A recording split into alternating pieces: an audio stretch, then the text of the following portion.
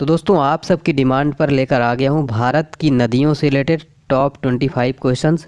दोस्तों ये एक ऐसा टॉपिक है जो कि प्रत्येक कॉम्पिटिटिव एग्जाम्स में इस टॉपिक से 2 से 3 क्वेश्चन श्योर बनता है, पक्का पूछ लिया जाता है। इसलिए आप इस वीडियो को स्किप न करें, लास्ट तक देख लें। और दोस्तों यदि तक आपने चैनल को सब्सक्राइब नहीं किया, चैनल को सब्सक्राइब करके बेल आइकन प्रेस कर दें, साथ ही साथ इस वीडियो को लाइक और शेयर जरूर करें।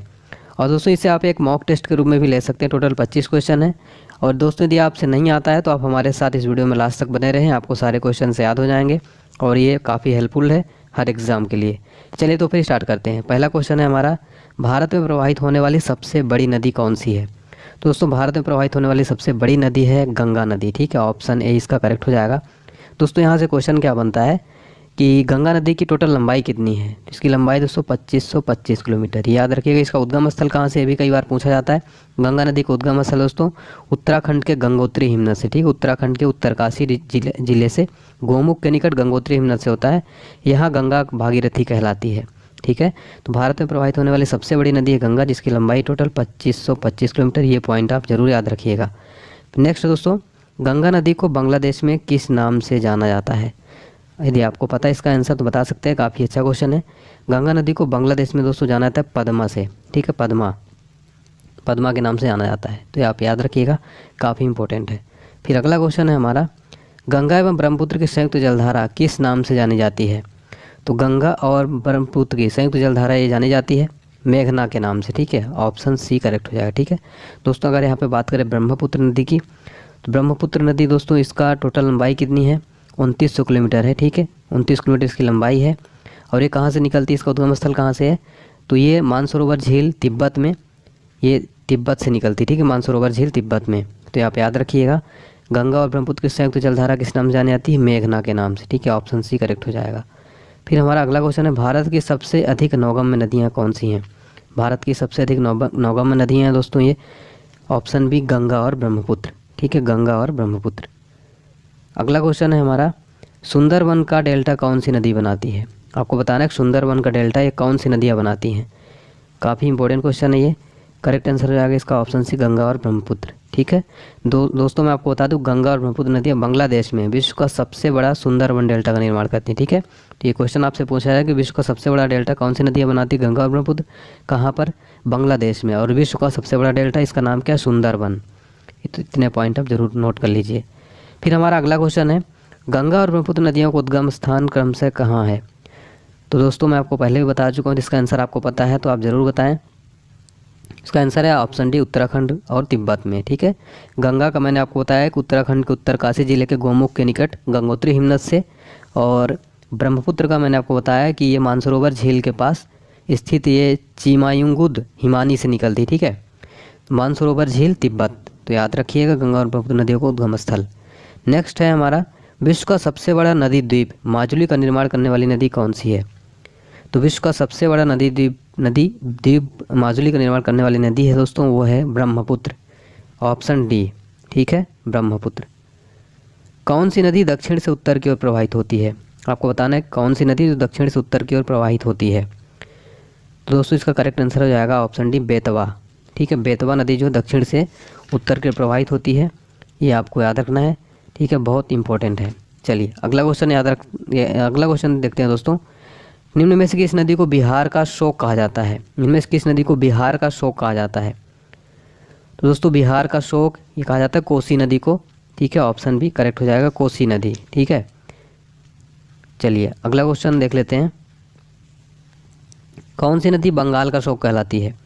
ये क्वेश्चन काफ़ी सिंपल है और बार बार पूछा जाता है। तो बंगाल का शोक दोस्तों दामोदर नदी कहलाती है। ठीक है, दामोदर, बंगाल का शोक दामोदर नदी।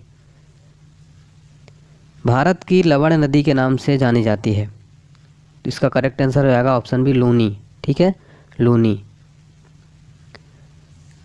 कौन सी नदी एस्चुरी नहीं बनाती है? इनमें से कौन सी नदी है जो एस्चुरी नहीं बनाती है? दोस्तों महानदी जो है एस्चुरी नहीं बनाती। ठीक है, एस्चुरी नहीं बनाती है महानदी। फिर हमारा अगला क्वेश्चन है, कौन सी नदी अपने मुहाने पर डेल्टा का निर्माण नहीं करती है? कौन सी नदी जो अपने मुहाने पर डेल्टा का निर्माण नहीं करती है? जो ताप्ती नदी दोस्तों अपने मुहाने पर डेल्टा का निर्माण नहीं करती है। ताप्ती नदी दोस्तों मध्य प्रदेश के बैतूल जिले से इसका उद्गम स्थल है। ठीक है, और इसकी लंबाई कितनी है? 724 किलोमीटर। ताप्ती नदी की लंबाई कितनी? 724 किलोमीटर। एमपी में बैतूल से ये निकलती है, ठीक है, ये आप याद रखिएगा। शिप्रा नदी किसकी सहायक नदी है? शिप्रा नदी किसकी सहायक नदी है? चंबल नदी की सहायक नदी, ठीक है। शिप्रा नदी किसकी सहायक नदी है? चंबल नदी की। तो ये भी आपको याद रखना है। फिर हमारा अगला क्वेश्चन है, कौन सी नदी रिफ्ट घाटी से होकर बहती है? कौन सी नदी है जो रिफ्ट घाटी से होकर बहती है? रिफ्ट वैली से होकर।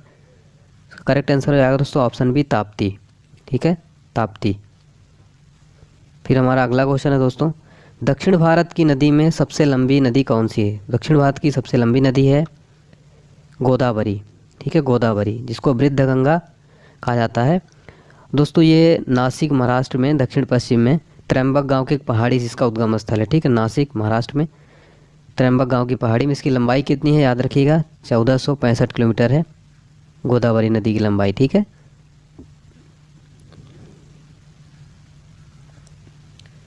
कौन सी नदी वृद्ध गंगा के नाम से जानी जाती है? तो वृद्ध गंगा के नाम से जानी जाती है तो गोदावरी, ठीक है, गोदावरी। अगला क्वेश्चन है हमारा, गोदावरी नदी का उद्गम स्थल कहाँ है? मैंने आपको बताया दोस्तों, गोदावरी नदी का उद्गम स्थल है त्र्यंबक गांव, ठीक है, त्र्यंबक गांव की एक पहाड़ी नासिक में। अगला क्वेश्चन है दोस्तों, किस नदी को उसकी पवित्रता के कारण दक्षिण भारत की गंगा कहा जाता है? किस नदी को उसकी पवित्रता के कारण दक्षिण भारत की गंगा कहा जाता है? दोस्तों कावेरी, ठीक है, कावेरी।